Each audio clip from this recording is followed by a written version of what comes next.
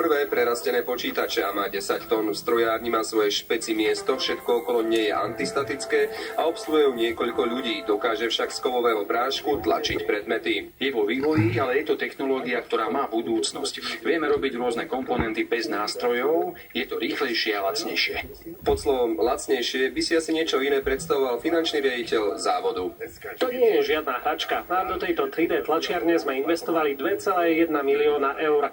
Nie je to investícia, ktorá sa vám rýchlo vráti, ale je to vízia do budúcnosti. Na 3D metalovej tlačiarni sa dá vytlačiť skoro čokoľvek. Fantázii sa medze nekladú. Jedinou chybičkou krásy je cena vyše 2 miliónov eur. Na druhej strane by sa vám to aj tak asi nezmestilo do pracovne. Vyrábajú sa z neho komponenty, prototypy a prípravky pre koncernové závody na celom svete, ako aj pre externých zákazníkov. Napríklad, keď má niekto veterána, chýba mu náhradný diel. Voilà, mašinka ho na základe digitalizovaných 3D dát vyrobí. Funguje na princípe zvárania. Jednotlivé vrstvy sa nanášajú vo forme prášku nanášačom.